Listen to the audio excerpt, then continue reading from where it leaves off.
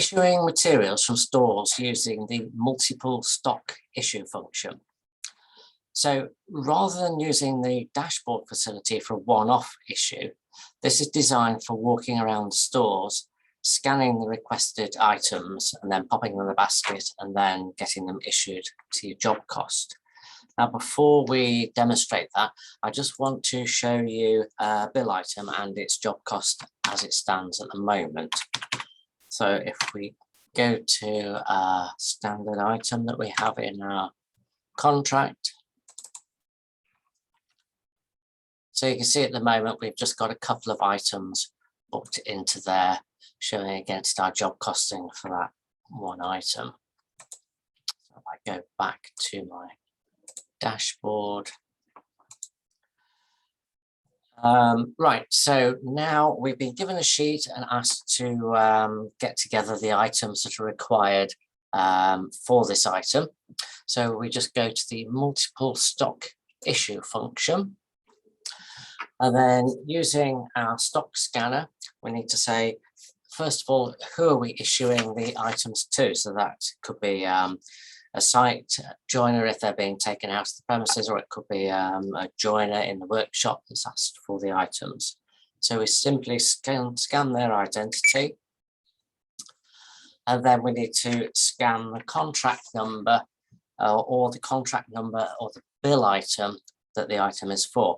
Now, if it's just generally for an item, we haven't split them into the various bill items. I simply scan the contract number and you'll see there the system is ready to go for the stock product code. But if I was to scan the identity for an actual item within a contract, simply scanning that will load the actual item it's being booked to, and it's ready for the stock item. You'll notice here a field for accounts reference. That's really only used if your accounts department wants a specific code or identity booking against the items that you book into a job. It might be that they're being issued from a separate company within your organization. So from here, we can then scan the items. Now, in your warehouse, as you're going around, each shelf will have a barcode or a QR code label against it, so that you scan that and then you scan the quantity. So you're not actually sat in front of this screen at the moment, you're out there wandering around the stores picking the items. So you then using the stock scanner, tell it how many you are going to pick. So I'm going to pick 2, and then scan the item that we're going to pick. And then I just move on to another rack to pick the item that we want. So again, I put the quantity in and then I scan the item that I want. So this list is building up whilst you're away from the computer in the stores, picking the items that are required.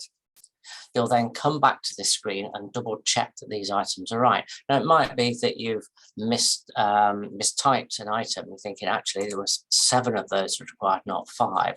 So you can simply click on that and change the quantity, because it's not going to affect anything until you issue these items to the contract. Now, again, at any point, if you get interrupted, you can leave this screen, you can return back to the dashboard without issuing it.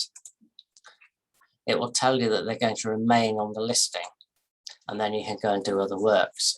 So then when you come back to the multiple stock issue function, you'll see the items are still there. But what you will need to do is to say who the items are for and where they're going to be booked to again. So I'd have to refresh that it was for Howard and it was for a specific item within there. Now, if you make a total hash of this, you think, no, this is just not right, I want to start again, you can simply click the clear listing button.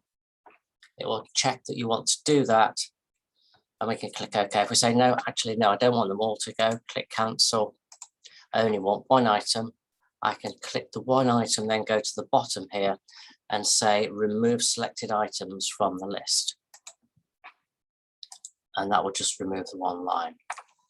So again, if I just add a couple more lines in there, if I want to remove the whole list, I just say clear listing.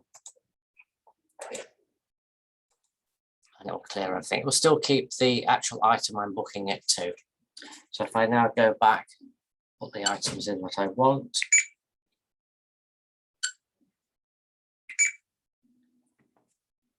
So once we're happy with that list, I can then say issue items to contract.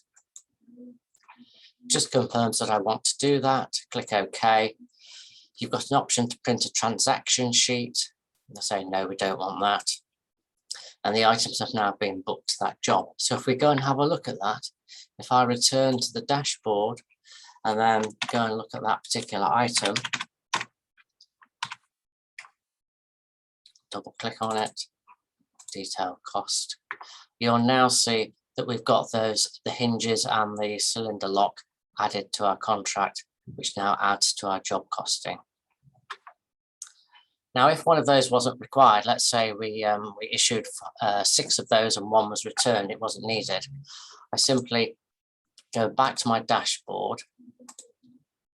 I can either return the item as a one-off through the dashboard screen, or we can still use a multiple stock issue function. So I can say who's returned it, what item was it returned from, and then what was the item that's returned and how many. So I'll say it was 1 block. And then I simply say return items to stock and credit to the contract. So confirm that we want to do that. Don't want a transaction printing out. And now if we have a look at what that's done to the contract,